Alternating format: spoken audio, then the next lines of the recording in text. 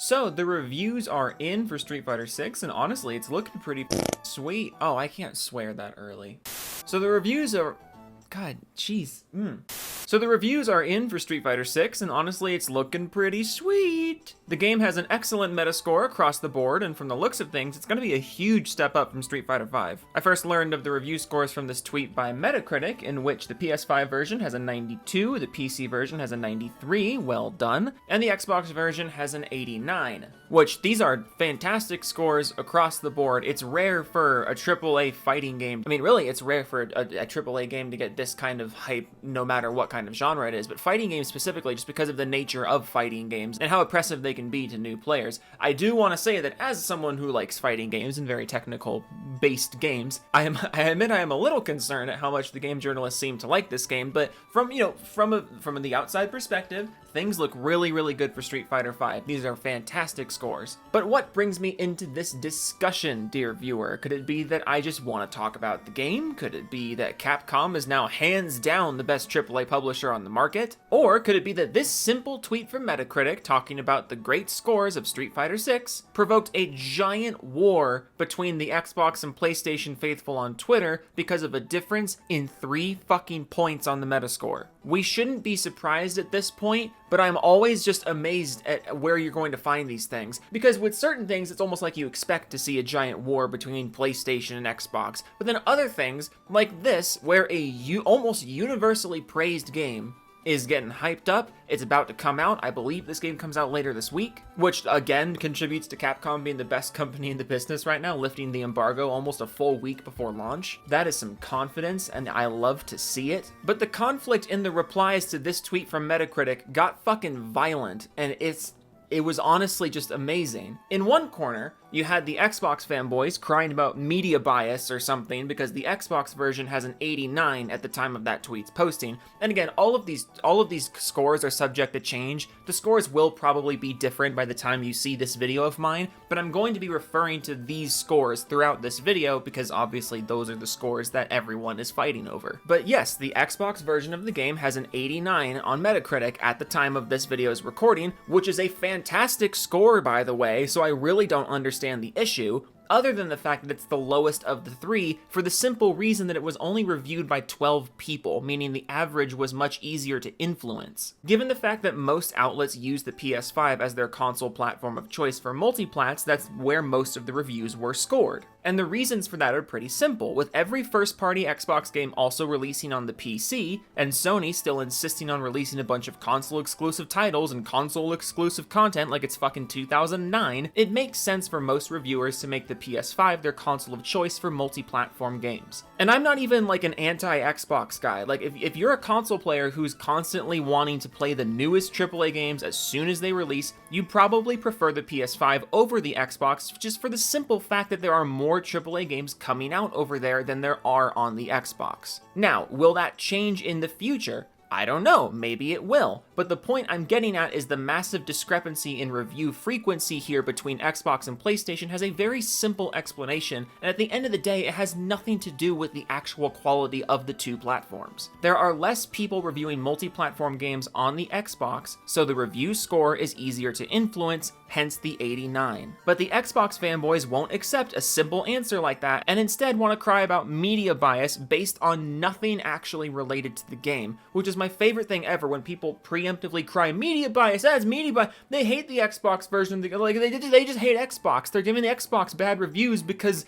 it's Xbox. Reminder that the game is not out yet, so for all you know, the Xbox version genuinely could be worse, but that doesn't matter. But also, don't think the PlayStation fanboys are innocent here, because they are also ignoring everything I just said and using this difference in Metascore, again, by 3 points, as a way to say Xbox is dead or PlayStation is better, all while ignoring the fact that the PC scored higher than everyone else here. It's just awfully interesting to me how the PlayStation faithful love to say how the PC is overrated, PC ports are garbage, the PC is dead, and then when a major AAA release comes along and scores better on the PC than either of the consoles, y'all are completely silent about it. The Metascore can't only be relevant when you deem it to be relevant. 3 points better than the Xbox version? Oh, PlayStation's the best place to play. PC scores higher than the PlayStation?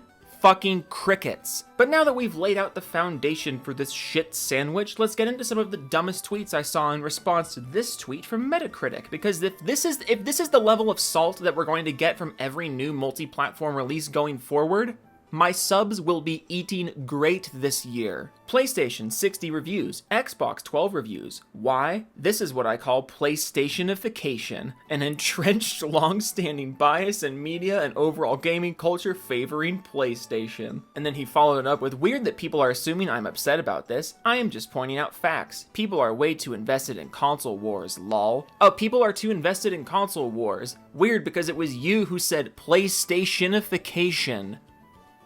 What? Look, the PlayStation gets most of the multi-platform reviews, and like everyone in the replies to this fucking tweet were ready to call this out, but I'll just summarize. Most outlets are going to request review codes for multi-platform games for a PlayStation, because that's where most people are playing multi-platform releases, again for the simple reason that PlayStation has more AAA multi-platform releases than the Xbox. It's the same reason why if you go to the Metacritic for a lot of AAA 7th generation games, most reviews were being made on the 360 because the 360 was more popular than the PS3, at least in the Western AAA market. I also love that you portray this as like, oh, it's a long-standing bias and culture favoring PlayStation. Gee, I wonder why people stopped favoring Xbox. It's not like the last 10 years of Xbox hardware have been fucking embarrassing. It's not like PlayStation has been dominating Microsoft in terms of first-party review scores. Like, it's not bias if the industry is just reacting to the way things are. And put simply, the way things are is that the PlayStation is a more valuable console than the Xbox. And that's coming from a dude who fucking can't stand Sony. Like, I'm a PC guy, I'm isolated from this whole debate, but if you are a console gamer who likes to play AAA new releases right when they come out as fast as possible, and that's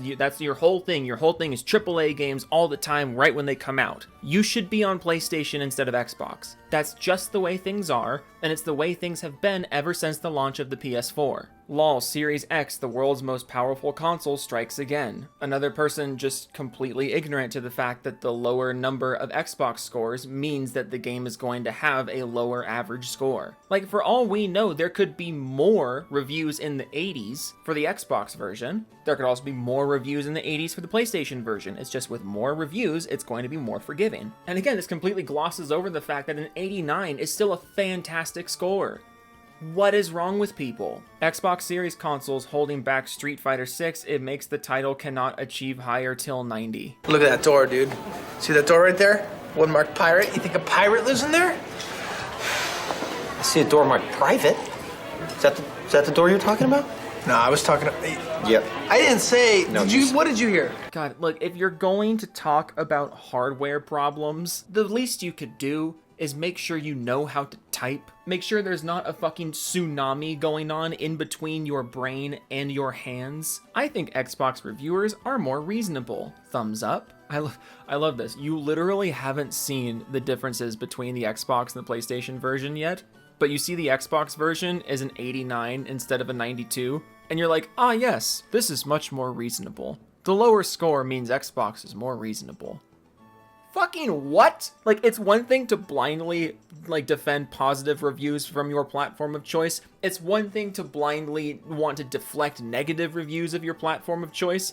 But it's another thing entirely to see negative reviews of your platform of choice as a positive thing. Like, you're an Xbox guy, and you're seeing the lower scores on the Xbox version as a selling point. What? You can't make this up. Xbox is trash. Why stop taking up space on the internet? It's annoying. I think they be taking points off just cause it's Xbox, LMAO. Why does your profile picture look like a default Saints Row character? But for the millionth time, this has nothing to do with media bias. It simply has to do with the difference in the amount of reviews from platform to platform. On Xbox, Street Fighter 6 has the best fighting game of all times as an adversary. The competition is better, that's why the score is lower. By the way, I'm talking about Killer Instinct. You realize Killer Instinct is also on PC, right? So So what's the excuse for the PC version having the best scores out of everyone? Also, sorry not sorry, if you think Killer Instinct is the best fighting game of all time, fucking donkey brains. Play more fighting games, please. Killer Instinct is good.